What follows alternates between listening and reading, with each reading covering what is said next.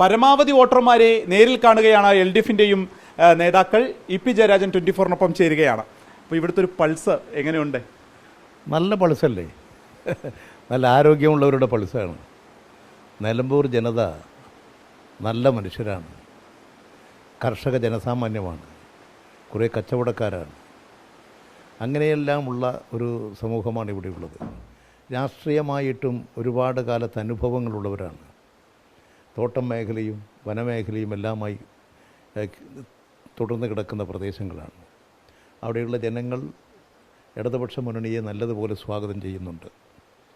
ഇടതുപക്ഷ മുന്നണിക്ക് അനുകൂലമായിട്ടുള്ളൊരു പൊതു മാറ്റമാണ് ഞങ്ങൾ പോയിട്ടുള്ള എല്ലാ പ്രദേശങ്ങളിലും കാണുന്നത്.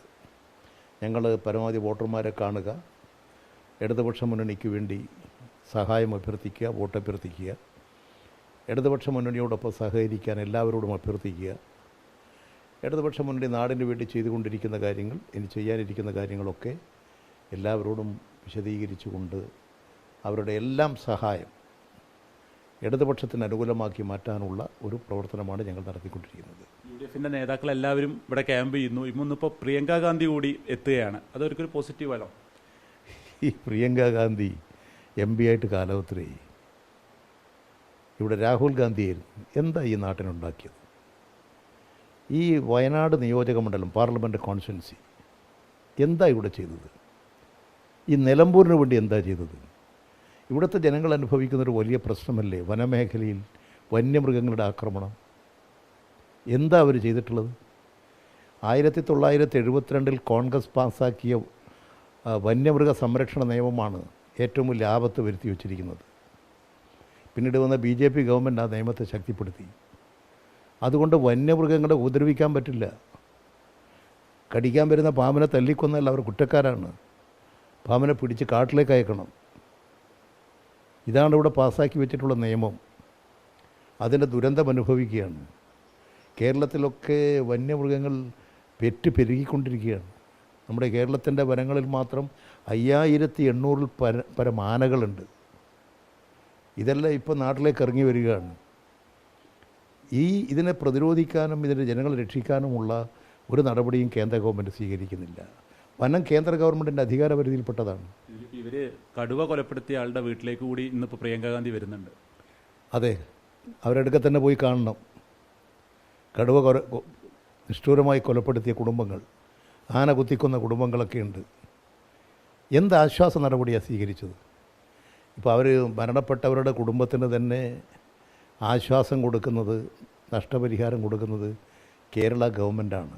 വനം വകുപ്പ്, മുഖ്യമന്ത്രിയുടെ സംരക്ഷണ നിധി, അതിൽ നിന്നൊക്കെയുള്ള സഹായങ്ങൾ മാത്രമേ കൊടുക്കുന്നുള്ളൂ.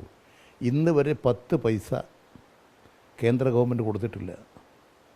ഈ കഴിഞ്ഞൊരു കുറേ വർഷക്കാലം എത്ര ആളുകളെ ആന കൊലപ്പെടുത്തി, വന്യമൃഗങ്ങൾ കൊലപ്പെടുത്തി. ഏതെങ്കിലും ഒരാൾക്ക് വേണ്ടി ഒരു 5 പൈസ വാങ്ങിക്കൊടുത്തിട്ടുണ്ടോ? അവരെ ഡൽഹിയിലല്ലേ ഒരു വിസിറ്റിംഗ് നടത്തി പോവുക. ഈ നാട്ടിന് എന്ത് നേട്ടമാണുള്ളത്? അതുകൊണ്ട് ഇതിനെയെല്ലാം ജനങ്ങൾക്ക് പ്രതികരിക്കാനുള്ള അവസരമാണ് ഈ തെരഞ്ഞെടുപ്പ്. തീർച്ചയായും ജനങ്ങളതെല്ലാം പ്രതികരിക്കും. UDFിൻ്റെ ഭാഗത്ത് നിന്ന് ഇപ്പോൾ ഒരു പരിശോധനാ വിവാദം ഇപ്പോൾ ഇന്നലെ വന്നിട്ടുണ്ട്. അപ്പോൾ അത് ഏകപക്ഷീയമായിട്ടുള്ളൊരു പരിശോധന മാത്രമാണ് നടക്കുന്നതെന്നൊക്കെയാണ് അവർ പറയുന്നത്. എന്താ അത്? അവർ പെട്ടി പരിശോധന ഭയപ്പെടുന്നവരായിരിക്കും. സാധാരണ ഒരു തെരഞ്ഞെടുപ്പ് വന്നാൽ തെരഞ്ഞെടുപ്പ് കമ്മീഷൻ അദ്ദേഹത്തിൻ്റെ ചില പ്രവർത്തനങ്ങളുണ്ട്, നിയന്ത്രണങ്ങളുണ്ട്, പരിശോധനകളുണ്ട്. ഇത് തെരഞ്ഞെടുപ്പ് കമ്മീഷൻ്റെ പരിശോധനയുടെ ഭാഗമായി അവർ നിർദ്ദേശിക്കുന്നതിന് അനുസരിച്ച് സ്വാഭാവികമായ വാഹനങ്ങൾ പരിശോധിക്കുക. സ്ഫോടക വസ്തുക്കൾ വരുന്നുണ്ടോ? അനധികൃതമായ പണം വരുന്നുണ്ടോ? ജനങ്ങളെ സ്വാധീനിക്കാൻ പണം ഒഴുക്കുന്നുണ്ടോ? ഇപ്പോൾ എല്ലാവരും പറയുന്നുണ്ടല്ലോ പണം ഇവർ കൊണ്ടുവന്ന് ഒഴുക്കുകയാണെന്ന്.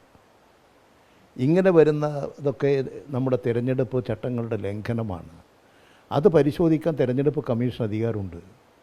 അത് തിരഞ്ഞെടുപ്പ് കമ്മീഷൻ വാഹനങ്ങൾ പരിശോധിക്കും. അവർക്ക് ആ വാഹനങ്ങൾ പരിശോധിക്കുക ഒരു നടപടിക്രമമാണ്. അത് പരിശോധിക്കാൻ പാടില്ല എന്നാണോ? അവർക്കെന്താ ഉൾഭയം ഉണ്ടാവും. അതുകൊണ്ടല്ലെങ്കിൽ എതിർക്കേണ്ട കാര്യമുണ്ടോ? എന്തിനാണ് റോഡിൽ വെച്ച് ബഹളം വെച്ചത്? അതാണ് UDF. അവിടെ കെ രാധാകൃഷ്ണൻ MPയുടെ വാഹനം പരിശോധിച്ചില്ലേ? ഇടതുപക്ഷ മുന്നണിയുടെ നേതാക്കന്മാരുടെ വാഹനം പരിശോധിച്ചില്ലേ? ന്യായമായും പോലീസ് പരിശോധിക്കുമ്പോൾ അതിന് നമ്മൾ പൂർണ്ണമായും കീഴടങ്ങി കൊടുക്കുകയാണ് വേണ്ടത്. പോലീസ് പരിശോധന രാജ്യത്തിൻ്റെ സുരക്ഷിതത്വത്തിന് വേണ്ടിയിട്ടാണ്. അതിനെപ്പോലും ശരിയായ നിലയിൽ നിരീക്ഷിക്കാതെ ആ പരീക്ഷണത്തെ, അവരുടെ അധികാരത്തെ കയ്യേറ്റം ചെയ്യുക, അധികാരത്തെ ചോദ്യം ചെയ്യുക, പരിശോധിക്കാൻ പാടില്ലെന്ന് പറയുക, അതിനെ തടസ്സപ്പെടുത്തുക, ഇതൊക്കെ എന്തിൻ്റെ ലക്ഷണമാണ്? ജനാധിപത്യ വിരുദ്ധ സമീപനത്തിൻ്റെ ഭാഗമാണ്. ഇതൊക്കെ ഈ തെരഞ്ഞെടുപ്പ് ജനങ്ങൾ കാണുന്നുണ്ട്.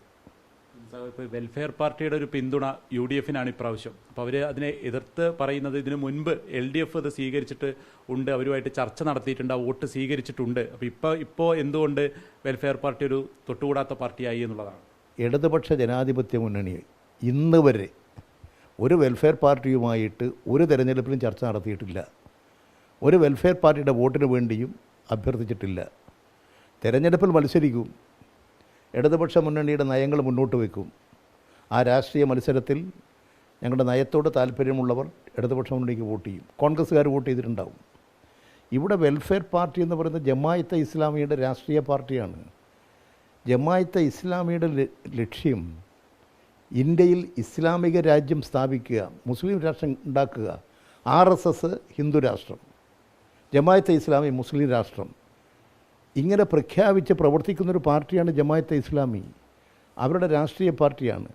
ആ ഇസ്ലാമിക രാജ്യം കെട്ടിപ്പടുക്കലാണ് ഞങ്ങളുടെ ലക്ഷ്യമെന്ന് പറയുന്ന വെൽഫെയർ പാർട്ടിയുമായി ഉണ്ടാകുന്ന സഖ്യം RSS ഇത് ചൂണ്ടിക്കാണിച്ചിട്ടാണ്.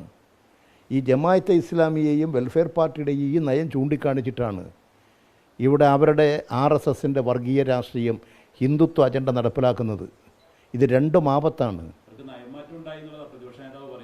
എന്ത് നയമാറ്റമാണ് അത്? പ്രതിപക്ഷ നേതാവാണോ അവരുടെ നയമാറ്റം നിശ്ചയിക്കേണ്ടത്? അവർ പറഞ്ഞോ ഞങ്ങളുടെ നയം മാറിയിട്ടുണ്ടെന്ന്? പ്രതിപക്ഷ നേതാവിനെ ചുമതലപ്പെടുത്തിയിട്ടുണ്ടോ? അത്രയും അധികാരം ഈ ജമാഅത്തെ ഇസ്ലാമിയുടെ മേലെ പ്രതിപക്ഷ നേതാവിനുണ്ടോ? അവർ പറഞ്ഞിട്ടില്ലല്ലോ. തികച്ചും തെറ്റായിട്ടുള്ള ഒരു 5 വോട്ടിന് വേണ്ടി നാടിനെ ബലി കൊടുക്കരുത്, നാട്ടിൽ കലാപമുണ്ടാക്കരുത്, വർഗീയ സംഘർഷം ഉണ്ടാക്കരുത്. അത്തരത്തിലൊരു നിലപാട് ഒരു രാഷ്ട്രീയ പാർട്ടി സ്വീകരിക്കാൻ പാടില്ല. ഇവരുടെ നിലപാട് രാജ്യത്തിന് ദ്രോഹമാണ്, ആപത്താണ്, അപകടമുണ്ടാക്കുന്നതാണ്. അപ്പം ഈ BJP-യുടെ സ്ഥാനാർത്ഥി ഒരു മലയോര കർഷകരുടെ പ്രതിനിധിയാണ്. അപ്പോൾ ആ രീതിക്ക് അവിടെ ഒരു സ്വാധീനം അവർക്ക് ഉണ്ടാക്കാൻ കഴിയുമെന്ന് തോന്നുന്നുണ്ടോ? മലയോര കർഷകർ BJP-യോടൊപ്പം പോകുമോ? ഇന്ത്യയിലെ അവസ്ഥ മനസ്സിലാക്കിയ ഏതെങ്കിലും ക്രിസ്തീയ മതവിഭാഗത്തിൽപ്പെടുന്നവരാകട്ടെ, മുസ്ലിം മതവിഭാഗത്തിൽപ്പെടുന്നവരാകട്ടെ, ഹിന്ദു മതവിഭാഗത്തിൽ വിശ്വാസികളാകട്ടെ, ആരെങ്കിലും ഒരാൾ BJP-ക്ക് വോട്ട് ചെയ്യൂ? അവർ തെറ്റായിട്ടുള്ള വർഗീയ ധ്രുവീകരണമുണ്ടാക്കി, വർഗീയ സംഘർഷമുണ്ടാക്കി, വർഗീയ കലാപമുണ്ടാക്കി വോട്ട് ബാങ്ക് സൃഷ്ടിക്കലാണ് RSSൻ്റെ പരിപാടി. അതാണ് ഇന്ത്യയിൽ നടപ്പിലാക്കുന്നത്. അതുകൊണ്ട് ഇപ്പോഴുള്ള ഈ വേഷം കെട്ടിയത് കൊണ്ടൊന്നും മലയോര കർഷകരെയോ ഇവിടുത്തെ ക്രിസ്തീയ മതവിഭാഗത്തെയോ സ്വാധീനിക്കാൻ അവർക്ക് കഴിയുമെന്ന് തോന്നുന്നില്ല. എല്ലാ കാര്യങ്ങളും ഇപ്പോൾ സ്വന്തം അനുഭവത്തിലൂടെ മനസ്സിലാക്കുന്നവരല്ലേ നമ്മുടെ നാട്ടിലെ ജനങ്ങൾ. എല്ലാ വാർത്തകൾ ഇപ്പോൾ പുറത്തു വരികയല്ലേ. അതുകൊണ്ട് അത്തരത്തിലുള്ള ഒരു പ്രവർത്തനങ്ങളും ഇവിടെ ജനസ്വാധീനം ഉണ്ടാക്കിയെടുക്കാൻ സാധിക്കില്ല. അല്ല, ഒരിക്കലും നിലമ്പൂർ അവർ സ്വീകരിച്ചിട്ടില്ലല്ലോ. നിലമ്പൂർ സ്വീകരിക്കാൻ വേണ്ടി പോകുന്നത് സഖാവ് സ്വരാജിനെയാണ്. ഇവിടെ ജനിച്ചു വളർന്ന് പഠിച്ചു വളർന്ന് ഈ നാടിനോടൊപ്പം നിന്ന് തൻ്റെ ജീവിതം ജനങ്ങൾക്ക് അർപ്പിച്ച് പ്രവർത്തിക്കുന്ന ഒരു പൊതുപ്രവർത്തകനാണ്. ഉത്തമനായ ഒരു നല്ല പ്രായത്തേക്കാൾ പക്വതയുള്ള വിശാല മനസ്കതയുള്ള നല്ലൊരു ചെറുപ്പക്കാരൻ മത്സരിക്കുകയാണ്. ജനങ്ങളെല്ലാം ഇഷ്ടപ്പെടും, ജനങ്ങൾ വോട്ട് ചെയ്യും, ജനങ്ങൾ സ്വരാജിനെ വിജയിപ്പിക്കും. അപ്പോൾ പരമാവധി വീടുകൾ കയറി ഒപ്പം തന്നെ കൺവെൻഷനിലൊക്കെ പങ്കെടുത്ത സജീവമാവുകയാണ് EP ജയരാജനും ഒപ്പം തന്നെ LDF-ൻ്റെ മറ്റ് നേതാക്കളും.